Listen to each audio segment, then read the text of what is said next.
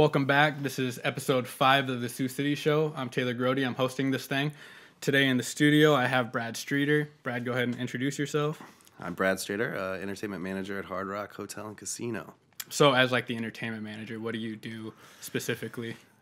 Or loosely? Everything. No, I just oversee entertainment department. I'm responsible for, booking the bands, the marketing efforts, overseeing my staff, creating Battery Park, the operations of Anthem, just a lot of stuff. So anything that entertainment's driven at Hard Rock is me. Mm-hmm. So everybody who is 65 and older in Sioux City can blame you for their big problems right now, that there's not the classic rock country band in Battery Park. I know I definitely got some haters from the older crowd this time, but that I was looking for it. I always want to do that classic rock, because I've had Boston, Journey, REO Speedwagon, Cheap Trick out there, but this year there wasn't very many of them touring.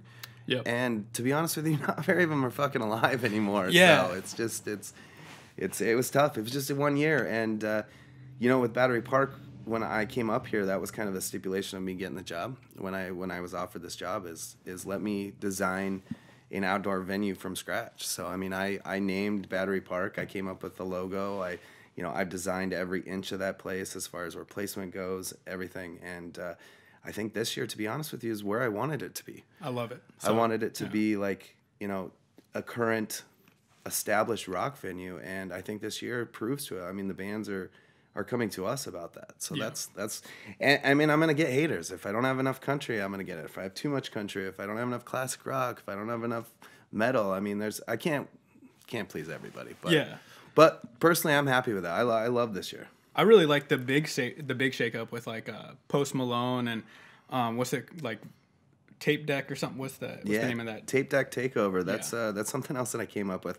I'm a marketing person. Like my degrees in marketing. So when they pitched that to it was called Kicking It Old School, and I was like, that's kind of lame. Yeah. So I was like, let's come up with a cool, unique name that people can talk about. That's like, oh well, this is what that event is, and that's what I did. And I was like, hey, let's do some old hip hop stuff. It's fun.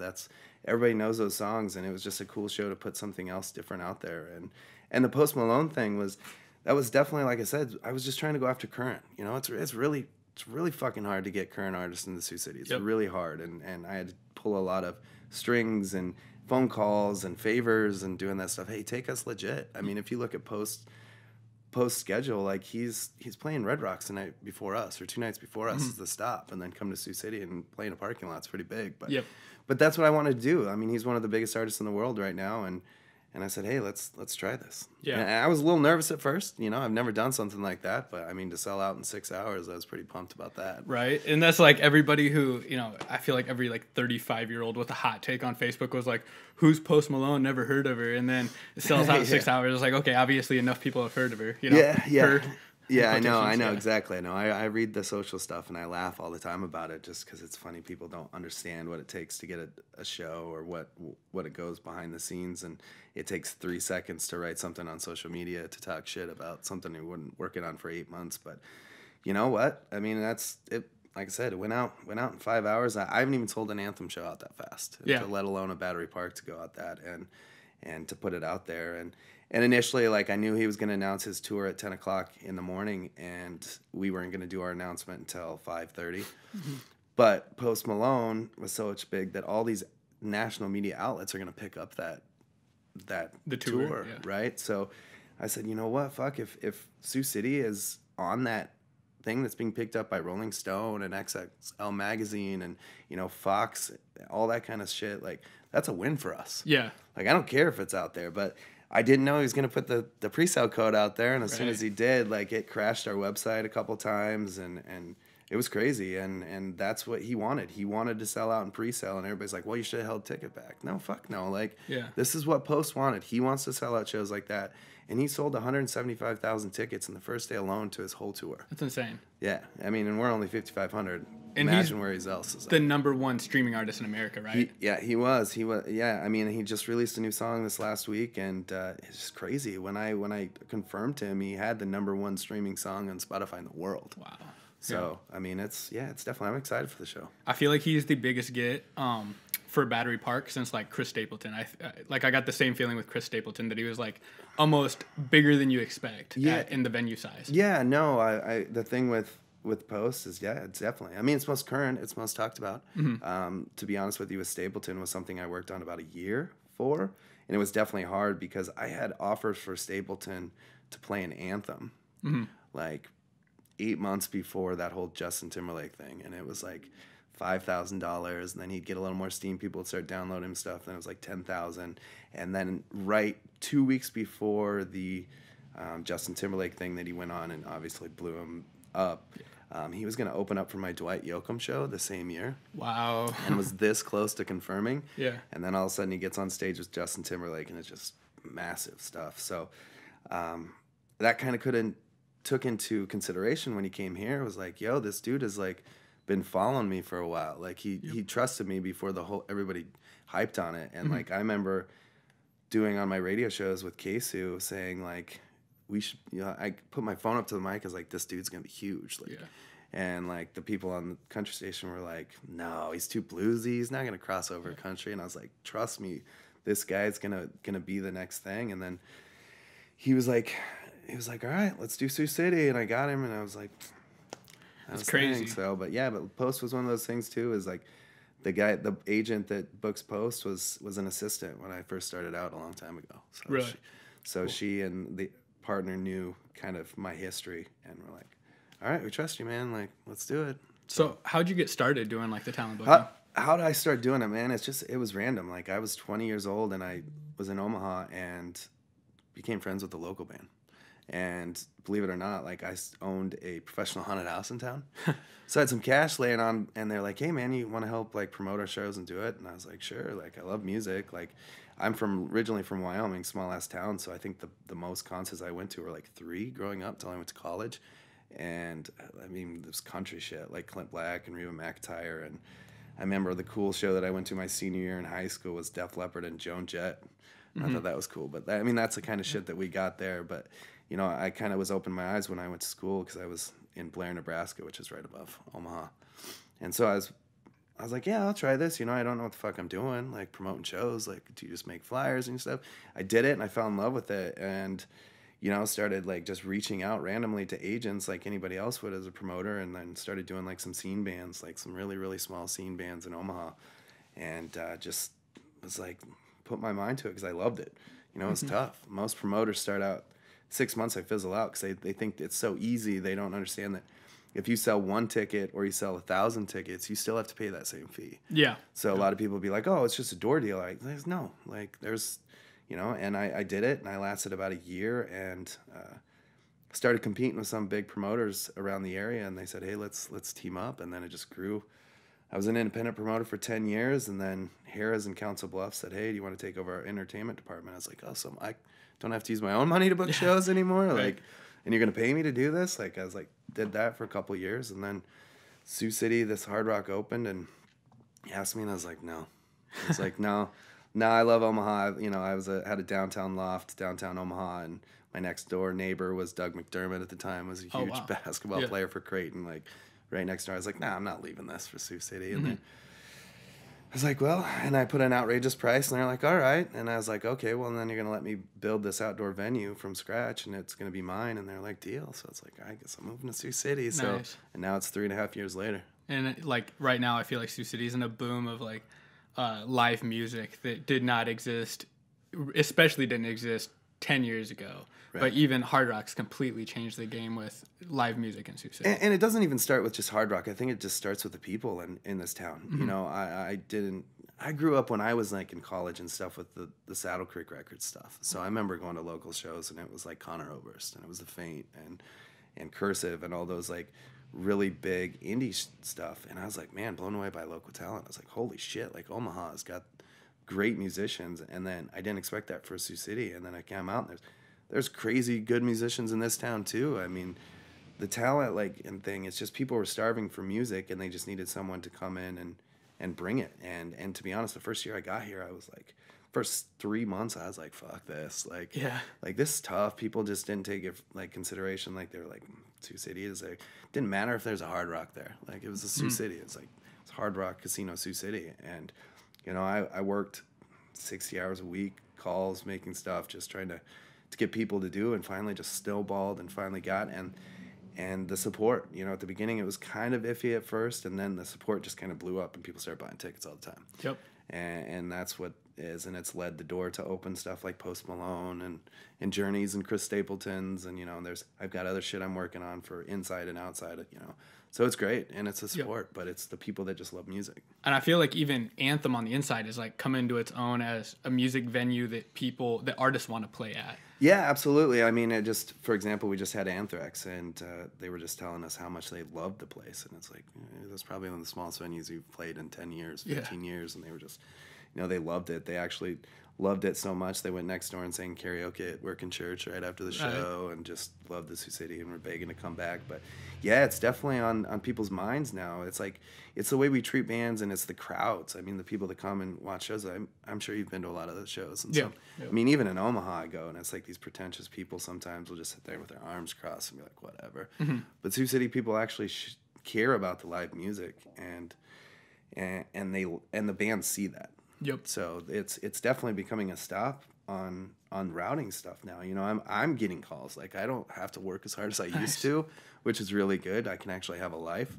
But yeah, I mean the bands. I mean the bands that come to me at Anthem are like, you know, it's only $875, and they're like, yeah. Like Stone Sour, for example. Like Stone Sour came and he was like, Corey Taylor's like, there's a Hard Rock in Iowa. Why the fuck have I not played it? I was like, dude, like it's $875, because the next night they were a headliner at Rocklahoma. For like 40,000 people. He's like, dude, I just want to play it. And I was like, come play. There's been some insane shows in Anthem, and I even like the pivot you guys have like recently taken, or not pivot, but the addition of adding in like the Mike Posner style shows. And no, I mean that's something, and it's everything I do has a reason. You know, I'm always like thinking ahead, like, you know, I have my staff that worries about Dave's show, and I'm thinking 6 a year ahead of everything. And it took me a minute to build it, and I had to start little with some shows, and then eventually get to a point where I can start taking risks, and I can start bringing in stuff that are like the Mike Posners, or like the Naughty by Natures, or, you know, stuff like that you can take a little bit risk, because you got to stick with your bread and butter and let them know that you're still making money, because there's people I have to, you know, go to in Vegas that tell me if I'm doing well or not. Yeah. So then they finally gave me the freedom to be like, all right, dude, like, you do you, man. Like, we're not going to mess with you.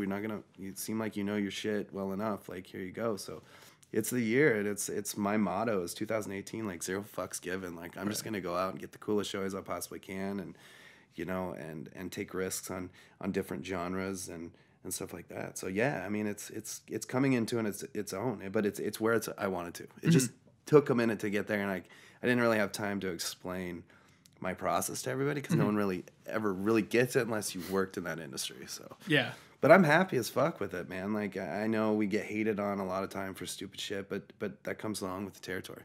There's even stuff like on the back end that, you know, I did concert promotion in college. I worked for a company in Iowa City, and so I knew enough about it to be like shocked at some of the shows, like Stone Sour, like just knowing the dollars and cents. Like you said, you know, you have to pay a fee, and then you have to sell as many tickets to make that money back on your end, and like wondering what fee they got paid and all that kind of stuff has been a big thing for me. But I feel like in Sioux City, as somebody who lives here, when I grew up, there was like 1 or 2 big country concerts a year. There'd be like a Kenny Chesney concert and like a Martina McBride show. Right. And that'd be the concerts for the year. And as far as like rap shows, I think there was a Snoop Dogg concert when I was like 10 years old. And that was like the one big rap concert. Otherwise, Tech Nine used to play at like Lewis Bowl once a year, just because he's from Kansas City. And this is when 50 people would go to a show, so a whole different time.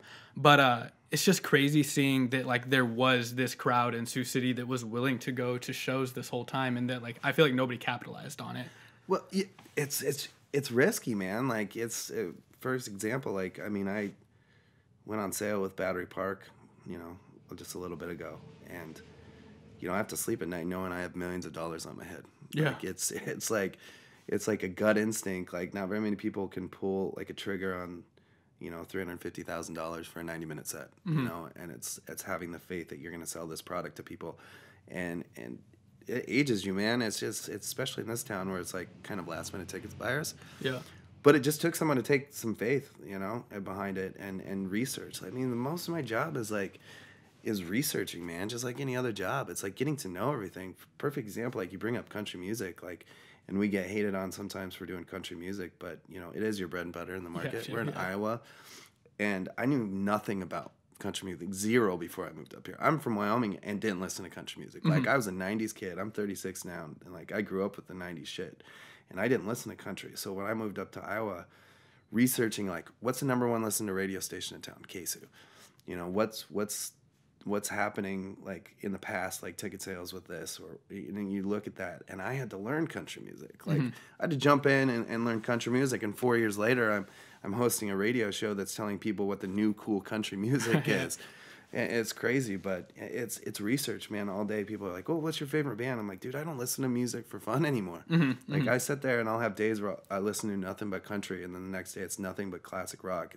Next day it's EDM shit that I'm trying to learn. Like, I don't know shit about EDM, but I think that's a genre that I want to explore. Yep. And so I mean, I don't know what the kids like or what that stuff, but I'm trying to teach myself, and then you just have to, like, research Polestar, you know, radio spins, record sales, like, all that stuff. And then you finally just, you're like, well, is Sioux City going to buy this? Well, let's fucking jump on and let's do it. And, like, I feel like there's also trying to get people, like, right before that big break, or, like, I feel like Chris Stapleton was an example of that, like, trying to get somebody right before they hit, because then they can jump out of our market pretty quickly. Well, and that's something I really pride myself on. I think that's kind of the best part of myself as a buyer is my instinct. I mean, not to brag, but it's like I can see something in some artist, and knowing that they're going to break out. I mean, especially with country music or, you know, pop music or stuff like that, then I can see trends and I can see it. And I'm like, I feel it. Like, I feel like this person's God, you know, like Stapleton, or like some, like, country music like Brett Young or Old Dominion or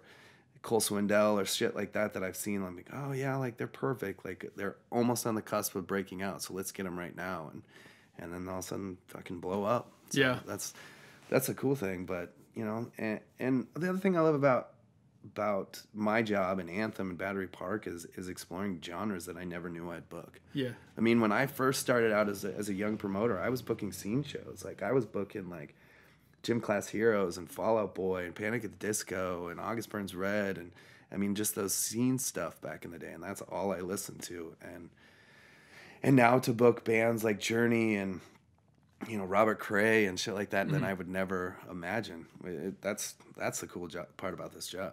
Do you find yourself, like, you know, when you're in high school and you, like, burn a CD and you got some songs on there that you think are, like, going to be, like, the next big ones, right? And you're trying to impress your friends, get them all on your taste of music, you know? Do you find yourself doing that for, like, booking bands, like, trying to kind of push almost like Sioux City into a musical style? Not necessarily. I just want them to be into music. Okay. You know, that's my thing, is it, especially, you know, country music right now, because with pop so expensive. I mean, that's very hard to get pop inside Anthem. And I mean, Posner was a definite favor that the agent called me and said, hey, they have this huge offer in Minnesota. Can you pick this up? And I was like, are you fucking kidding me? Like, is this the price you're going to ask me to do? Like, way lower than I expected him to pull. And I was like, yeah. And she was like, dude, like, can you please do this? I'm like, this is not even a favor. Like, this is not even a second guess. And she's like, all right, let's do this. But I mean, pop artists, I mean, it's, you know, they're hundreds of thousands of dollars, even if they're in the top 30, you know, in top 40 music. But like country music and some rock stuff, you know, inactive, like, you know, like stuff like I saw when I Prevail was about to blow up, and I got them, and, you know, stuff like Highly Suspect, and like that stuff is not as expensive that you can do. And I love to teach and give that new to audience. And country music, I love the voice that I've been given on the radio, where I can educate people. And, you know, the country station allows me to program hours on their country station to say, this is what we think is going to be big. So I'm working to get this. So, like, get your ears in tune to this kind of music. And it's worked out really well. The partnership is great. I mean, the local media in this town is super open to this, and I think that's where it starts. Is you need to have these people that are open-minded and taking risks and say, let's do this for the bigger picture, and that's what's, I think, the key success in this town. Yeah, let's actually talk local for a bit, because I think like first big boost to the local music scene was the Road to Vegas, which is now the Band 6K, right? Is what it's called. Where like people got exposure to bands like Gypsy Lover, or even Dad was kind of like a coming out inside of the Road to Vegas show. And now you have like Dad shows where they can sell out, over at like Marquee, and then people know the words to their originals, which is something that wasn't really around before that. But yeah, that's my favorite event. Yeah. I mean, outside of Battery Park stuff, because that's like, my true baby. Like Battery Park's my baby. Like it's all my Envision thing, but the Battle of the Bands is my second favorite event that we have. And the reason that I built it was I don't get to go to local shows at all. And that's my roots. Yep. Local shows. Like my buds were in local bands when I started promoting stuff. I was used to doing shows when I was 20 years old with 30 kids. Like if I had 30 kids, I was fucking pumped. I was like, holy shit, 30 kids, local show, that's awesome. So I was like, hey, let's give it back. Like I don't have time to go and scout these bands. Like if there's a potential opener, like spot. But let's make it cool. Let's make it something that's just not like a one night thing. Like I took it from the NCAA bracket thing. I said, hey, let's make a series and make it a journey. And the Vegas thing kind of came across. I was like, it'd be kind of cool to give them a shot out in Vegas, and then this much money, and that's where it started. And I was blown away the first year. The first year was kind of just a test. I was like, I don't think this is going to last, but let's try it. Let's do something on Thursday nights. Got rid of the blues thing that was made by one of my bosses before I got here, and so let's get back. Let's Anthem's got great equipment, sound, and all that stuff. Let those kids get up on the stage that Slash played on, and stuff. And it's been great. And that's when I like really truly opened my eyes about local bands here. And if you've noticed the years progressing, like how much they've stepped up their game each year, from year to year. Like, and I mean, the second year of Battle of the Bands, I remember when Dad submitted. And I talked to Michael Woods, who was a local promoter, and we were working on Band Roulette at the time. And that's when like Chesterfield was going through the transitions. And I was like, dude, I like listen to this band like Dad. I didn't know Jason and Mark at all personally. Yep. I mean, I ran across Jason a little bit with Saturday Night Park, like when I was dealing with Dave Bernstein and stuff, and kind of in passing. And I was like, holy fuck, these guys are good. Yeah. Like, I was like, I mean, their content is different, but I was like, they do it so damn well. Like, that's the thing, is that they avoid being a gimmick by being actually talented. Yeah. It's funny, and they just opened my Naughty by Nature show, and I was at a bar, and a friend of mine was like, yeah, Naughty by Nature, but fucking Dad killed it. And I was like, yeah. I was like, so yeah, I didn't know they were gonna win the competition, but I had a feeling. I was like, I could just see the talent by those guys. Yeah. And the second year was great because like the first year was good. It was a majority of Sioux City. They were sprinkled in and stuff. And then the next year I said, all right, well, let's bring in some regional bands. Mm-hmm. Let's bring in some toured bands that have experience on the road and playing venues, and push the local scene here. Yep. Like you saw what Arson City did the first year, and like those guys are road warriors. I mean, those couple kids in those bands were local bands that I used to book back in the day when I was 20, and the lead singer was in Emphatic, and they got signed to Atlantic at the time, and people saw like, oh shit, that's a local band, like we can get to that level. So then I was like, oh, let's try it more in the second year and kind of put more competition, so to raise the bar. And fuck, dude, like what was the finals? It was 2 local bands, 2 Sioux City bands. Yep. So it was like, here's the formula, guys. Like this is what it takes. Like don't just be the best in your little small fishbowl in Sioux City. Like if you want to make it in this music industry, you're gonna have to beat out bands from New York and Chicago. Like that's what it is. And that's what I loved about call it season 2, year 2, was that there was like some chatter on Facebook right after the brackets were announced, when people were like, City of the Week is from Minneapolis. And they're like, well, so is this a countrywide deal now, And then you do see like people really stepping up their game to like having, a stage layout, having like an actual show prepared rather than just karaokeing their songs that they've recorded before up on stage, just for rappers at least. But yeah, it's been great to watch that progression. Yeah, and that's what I've even talked to bands that are in this year, and they're like, yeah, man, it just kind of opened our eyes. Mm-hmm. Like we've always been used to winning stuff or being the best band and stuff, and then kind of was like, oh shit, like this is what it really takes. And it's like, yeah, dude, like this is a cutthroat fucking business, man. Like it's dog eat dog, and if you're not the best of the best, like just forget it, like stay home. But if you love it, do it. Yeah. So and that's what I love about this competition. I look forward to every Thursday, and this year I really like. I mean, I've tweaked a little bit of the formula. It's called Band 6K because there's some things going on with Hard Rock Las Vegas that's in some transitions. But I wanted to give them more of a big show in their local market than say like 40 people in Vegas that's never heard of them, because I know that if I put them on a show locally, that I'll be the one that's promoting the show, and I can put more effort in it. Because if I send it to Vegas, the guy's going to be like, well, it's not costing me any money. I'm just going to put it on the website. Yeah. I mean, it's cool to go out in Vegas, but at the same time, like, would it be cool to open up for 5,000 people in Sioux City in your Definitely hometown, cooler. You know, or even Anthem. And that's what, like, I told Dad. I was like, man, it sucks. You know, I promised you this stuff and stuff, but I was like, dude, I'm going to get you on shows. You know, I got them in front of the Naughty. I've got them coming with Prof here soon, and that's what I envisioned for the winner here, dude. Like, I if you win that competition, I'm going to take you under my wing. Yep. And I'm going to push you, because I love finding local bands that I can just be like, all right, let's put you to the next level, and let's get you in front of John Smith. Let's not get you in front of, like, the 50 people that know you personally and see your band. Like, let's get you in front of the people that have come to 1 or 2 concerts a year, just like my friend that came to the Naughty by Nature, never heard of Dad before. Yep. And now he's a fan. So that brings up a really good point, is that I think in Sioux City there's a lot of artists, bands, rappers, whatever, that like feel like they're getting like passed on, you know, like, oh, Sioux City doesn't support music, you know, it's easy to fall into that trap as an artist. And, you know, I kind of get how you get in front of other people, but from your perspective as somebody who like is looking for those bands or artists to put on tickets, opening for shows, like, what's the best way for a local band to like really Someone told me this a long time ago. Put as much artist as they're going to put in there themselves. Yeah. So like if a band wants to make it, you can see the hunger in them. You can see the hunger. Like, I have the kid, I mean, Mike Kessel that works for me. I mean, that kid's hungry as shit, right? He's not only in, like, I mean, we always call him from the Weekender because he got on the cover, and I was like, I didn't even get on the cover, whatever. But he, you know, the dude works his ass off. I mean, he has a full-time job, promotes shows, is in a band.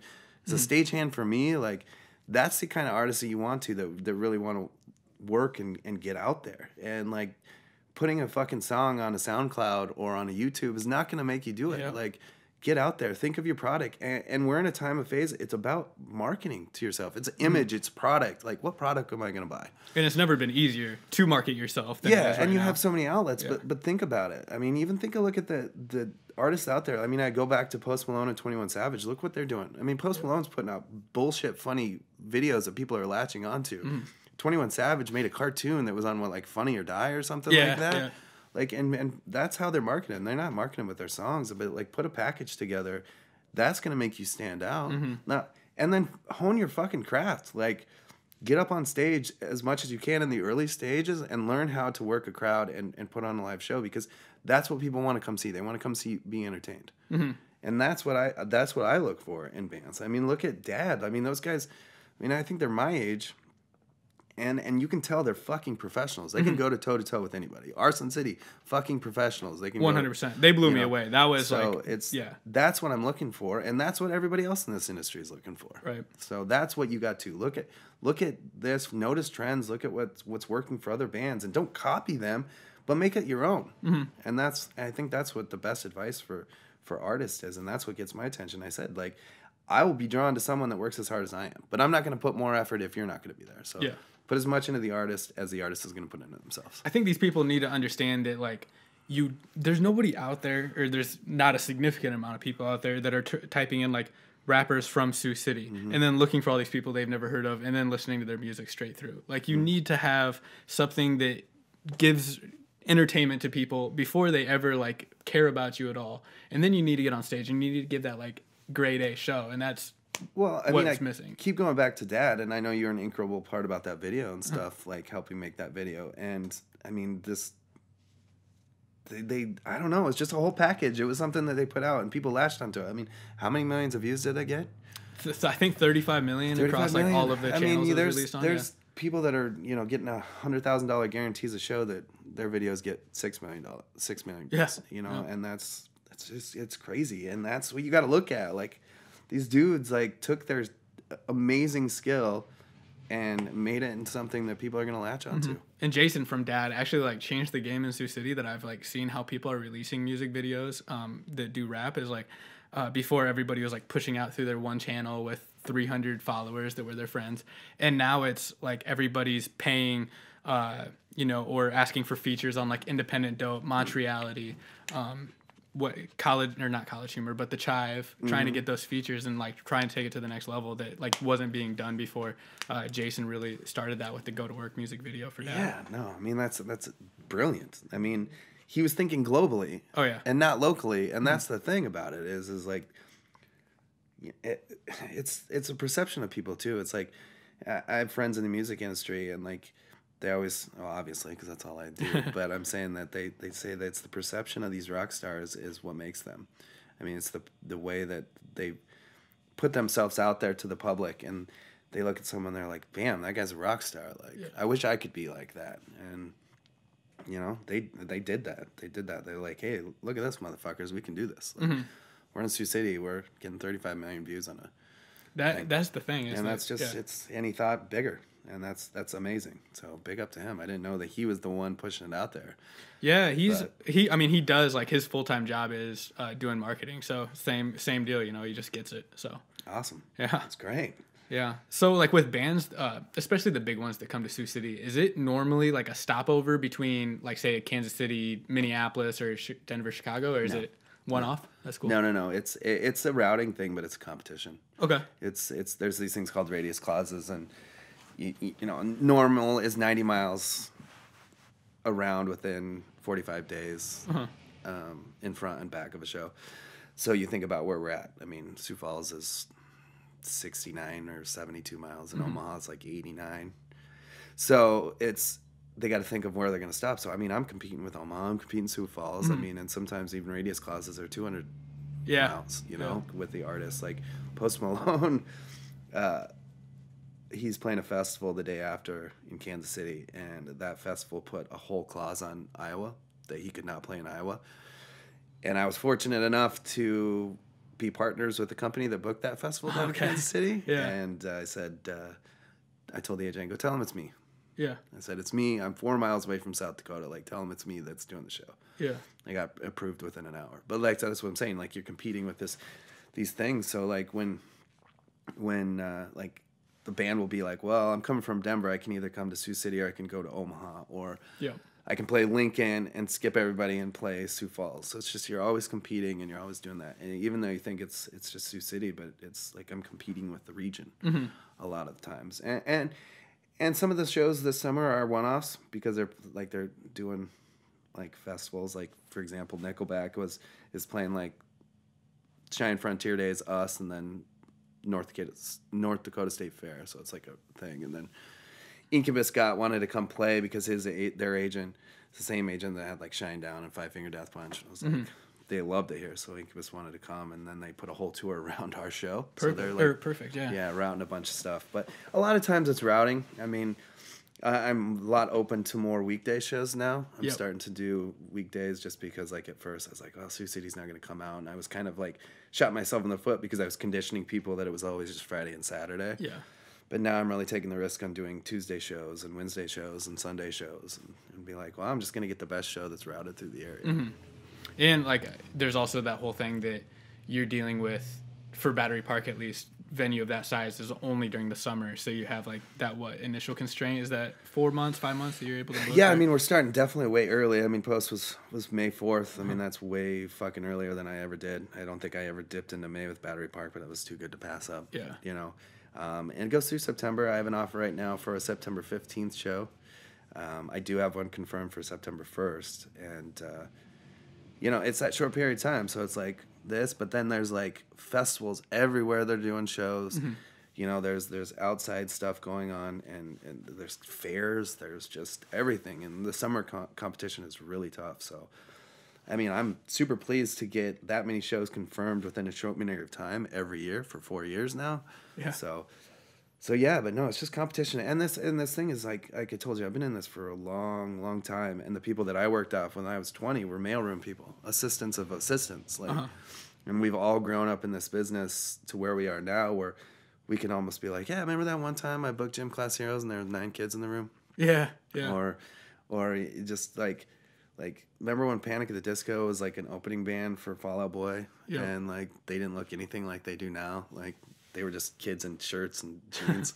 Like we'll talk about shit like that, or like, you know, like I did Day to Remember one time in Omaha with the same guy that I booked the show with this time, and they were coming off Warped, and this was probably 2006, 2007. They were just on the cusp of being good, but then just blowing the fuck up back then in that scene, and they're like did a one-off between Warped, Kansas City, and Denver. So they're coming up in Omaha at the time, and they're like, "Now we're gonna cancel the show." And I sold it out in advance, like it was Sokol Underground. Yeah. They're like, "The only way we can make it work is if we do a 1:00 in the afternoon show on a Saturday." And I was like, "All right, I guess we're having a 1:00 show." And like, just like they remember that shit. Like we did a matinee show in Omaha, Nebraska on a Saturday. Yeah. So so it's just about relationships and building it and staying true and showing people that you know your shit. Because either people get it or they don't get it in this. Yeah.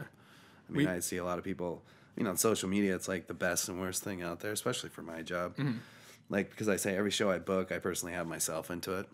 And, you know, it's so quick for people to like, oh, fuck that shit, or fuck this, or what is, you know, that. And it's like, you have no idea what it takes into it. But, some people get it and they don't.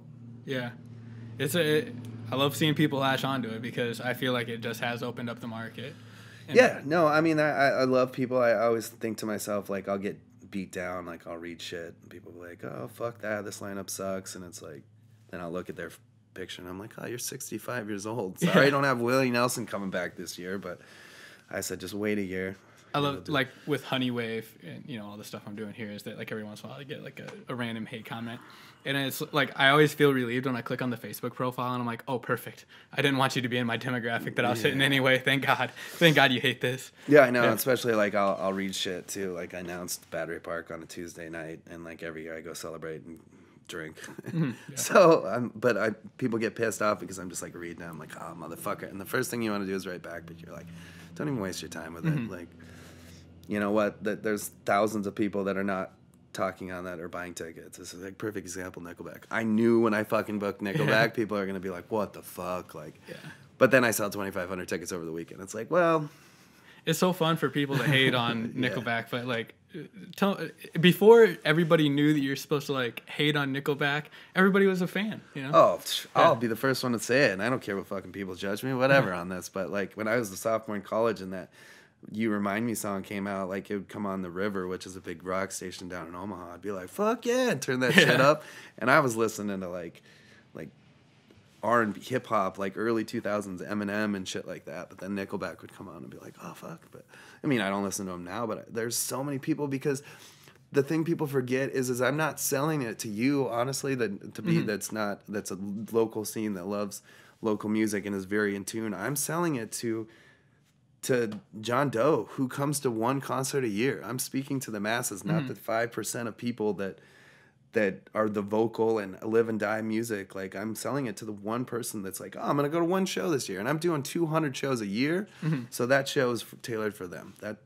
That's why it's all diverse. So it's like, whatever. Yeah. I knew it was going to do well. There's a reason they still sell out arenas. So it's a business. I'm not going to be fucking jamming out to them in my car, but you know what? It keeps me employed. Everybody loved Photograph when it came out. So anybody who wants to hate can think back to the time that they heard Photograph for the first time. I always tell people, too, and I'm sure there's people that will talk shit on this, but it's like, didn't I see you on Facebook, like, talking shit about Nickelback? And you're over here having a beer on the show? Oh, dude, it's from my girlfriend. I came here from my girl. Sure you did, dude. Sure you did. I love you were talking about like bands that you got like before the big break, right? When I was working for the company that was booking shows in Iowa City, we got like Chance the Rapper for less than gas cost to and from Chicago to come play a show in Iowa City. And from the same crew, we got Vic Mensa when he was with this band called Kids These Days, that they played like a show for, I think the venue or the capacity for the venue was 180 in Iowa City. And it's like crazy seeing, you know, as like the semi-insider that you get to be promoting shows, like seeing people before they get that big break. And yeah, no, it's that's the best part of the job is getting that at the beginning, and you look back and you're like, holy fuck, like Chance the Rapper, what, he won Grammys and shit. Yeah. So like you getting him in that thing, you'll always remember that. Mm-hmm. That start. I mean, that's the best thing. I mean, when I look back at some of the shows that I booked, and I'm just like, holy shit, to where they are now. You know, I remember like bands like Paramore, you know, like 40 Kids, and then selling records, and Fall Out Boy shows that I've been a part of, and seeing people blow up. I mean, even like I said, like country and this rock stuff, and that's, I think, the coolest part. I mean, is that's what is what makes me the happiest, is the fact is like I see that. I was like, man, I was inside. I saw that before everybody else did, and I got a chance. And it's almost like that's what keeps me going, is I'm always striving for that next band to look like, all right, man, I'm gonna be on the forefront of finding bands, and it's worked out. I mean, I've been doing this for 17 years, so I mean, I must be doing something okay. Yeah. I mean, from my perspective, as somebody who lives in Sioux City that goes to your shows, I'm 100% on board. Do you have like a story, I guess, that like sticks out as like being an insider on the whole deal, or like a crazy situation that happened with one of your shows or something? I mean, that was wide open. Yeah, I've done like 3,000 shows in my life that I've been a part of. You know, I've done like huge, massive shows. I've helped work like festivals in New Jersey, and so I've been involved with a bunch of shit. I mean, you always remember that, like the crazy shit that happens. Like one time I was doing at my old venue down in Stir Cove, I was doing an Arctic Monkeys show. Okay. And I'm a fan of the Arctic Monkeys. Like I love them, and I didn't expect their demographic to be 14-year-old girls. I didn't either. Which is crazy, you know? You think that, and you're like, oh, these are like indie stuff. I need to rethink my taste in music, I guess. Well, and it was really cool because the opener was Royal Blood at the time, which no one fucking heard of right at the time. So it was like, okay, this will be a cool show. But we loaded in at 8 o'clock, and there was like probably 2,000 14, 13-year-old girls just standing outside, just camping out for the show.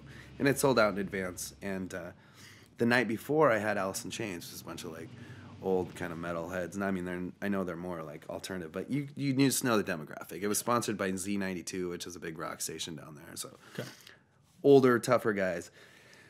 So come to Arctic Monkeys the next day. The show goes in about 5 minutes into the set of Arctic Monkeys. The crowd pushed so much, and granted, this is 14-year-old girls, snapped my barricade in front.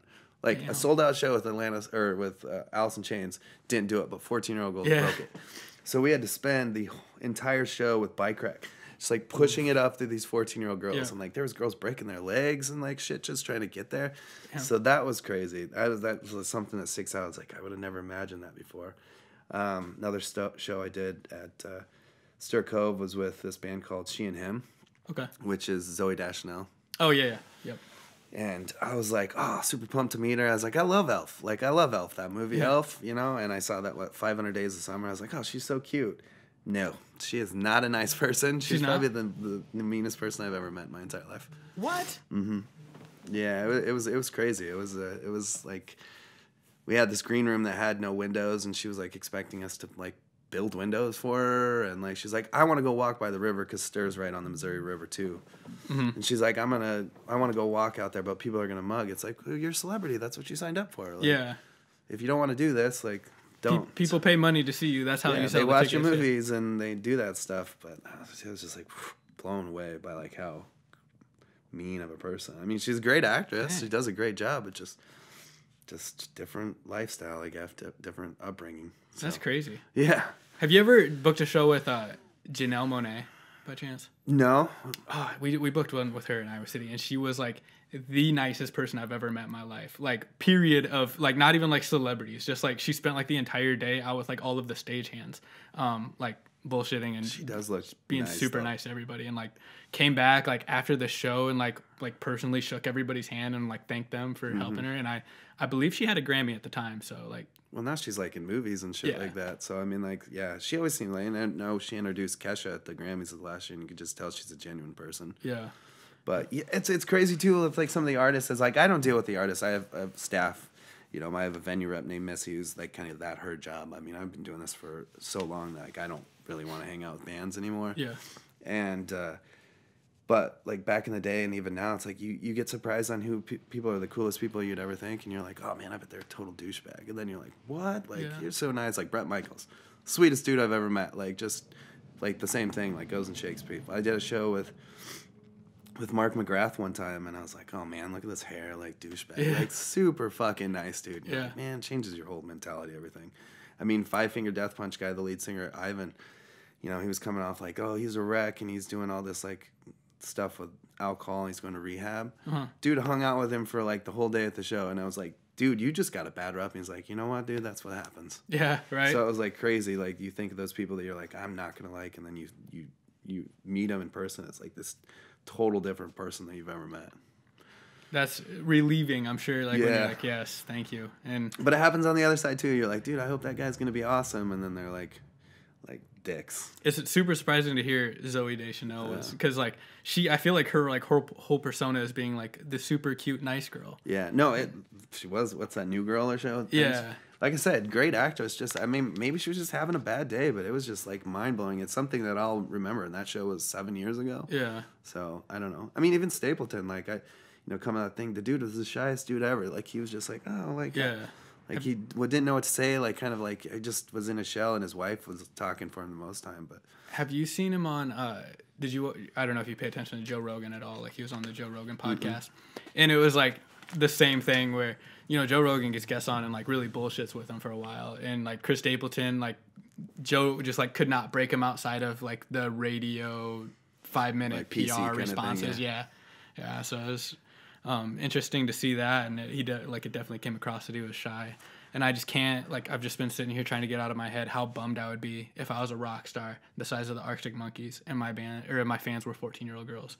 And then it's at your show. I want all those girls to be 27. Like, I want there to be nothing but supermodels in my crowd. And if they're all 14, I'm like, Jesus. Yeah, no, I don't. It was crazy. But, you know, I mean, there was definitely some older, attractive women at the show, but the majority of it was just like right there. It was, did not expect it and them to be crazy. It was like Beatles mania. Yeah. Like, just, Wow. Yeah, things you learn, right? Well, perfect. I think that we're about good. I mean, if you have anything else that you were hoping to throw out there. Perfect. I love the show. I mean, I love that you're doing this with stuff and giving a kind of candid thing. And I really was kind of candid with you. You know, I'm usually PC on stuff, kind of like Stapleton is. But no, I mean, I love this town. Like, I never expected. I thought when I moved up here, I'd be 2 years. I was like, I'll be two and done. And my job was kind of like, if I can make something happen in fucking Sioux City, I can get a job anywhere. Yeah. And now it's 3.5 years going on 4, and I love it. And you know, like people like yourself that do stuff with music and get it in people's mind and say, hey, this shit's really happening in town. So good for you. And all the videos you do for all the local artists, like it's great that you're helping them out get to that platform and that medium that they need. So thank you for doing that. Yeah, thank you. I mean, like I said, I really appreciate everything, all the shows that you're booking over there. I really have felt like there's been a huge change since Hard Rock came to town. And we do have one more piece left that I've been trying to do every show is give one shout out to something that is a Sioux City local restaurant, band, whatever it may be that you feel like is being slept on right now that you'd like everybody to know about. It's being slept on right now. I mean, I don't think it's necessarily slept on, but I think that it's just overlooked, and I don't think it's taken serious. Is the amount of fucking talent that this town has? Yep. I mean, I do this thing too called Acoustic All Stars inside Anthem, and it takes some of the best singer songwriters, and it's kind of a rotating lineup, and they get on stage together, and it's gives you chills, how good they are. And I think it's slept on, how many good voices and musicians we have in this town that, they'll go play, acoustic shows at a bar, and it's they could be the show instead of the background music. Yep. I mean, Emily Johnson and Ben and Little Red and Moose and, that Ultraviolet that I'm a big fan of right now, and, just stuff like that. That's crazy. Johnny V, just as talented guitar player. Spencer, fuck, that kid is amazing. It's just... I mean, and stuff like Dad and some of the hip hop stuff that are coming out too. It's crazy. I mean, it's just, I don't know. That's what I feel is slept on, and I feel like people need to just, I don't know, come to Band 6K and see some of those motherfuckers, or come to some local show at Marquee, Marquee, it's, you don't know what it takes to do a local venue like that, and those dudes, I love those guys to death what they're doing there, and really giving it a voice, because it's a struggle, man. To do that, it's a grind, and people don't see the back end of what it takes to put a stage together and someone for a show. So just local scene, man. I mean, I don't get out very much other than like the thing, so I don't know restaurants that much. Relo's is okay. There you go. So, but yeah, no, it's just my thing is like coming from where I work and breathe music all day is just a local scene. Awesome. So good. And mine is Ren's Soap House. I got this new candle today that I. Is it a local or something? Yeah, it's a. I smell it. I was like, man, it smells really good in here. Yeah. So I got it at Pure Street Coffee Works today. I was standing in line and like they carry like local craftsman stuff, and it says it's hand poured in Sioux City. So Ren's Soap House. Shout out to their cedarwood vanilla scent. They got me to buy a $10 candle when I was in line at Pure Street Coffee Works. Coffee Works is good too. I love their grilled cheeses. That shit's good too. But man, that does smell. I might have to go get that. Yeah, big fan. Sold Matt on that. Hopefully you get a sponsor for next time. Yeah. Speaking of which, at some point, if anybody wants to sponsor this show, it's honeywavemedia@gmail.com. Go ahead and get a hold of me. We have a local audience, and there are at least dozens of people that watch this show from week to week. So, great opportunity. My mom will probably be watching this. So Perfect. 13. Perfect. Thank you. Yeah, and that's all I got for this show. Thank you so much for coming on. Absolutely. I really appreciate the time. Let me come down. Yep. All right. Well, that's it. Thank you.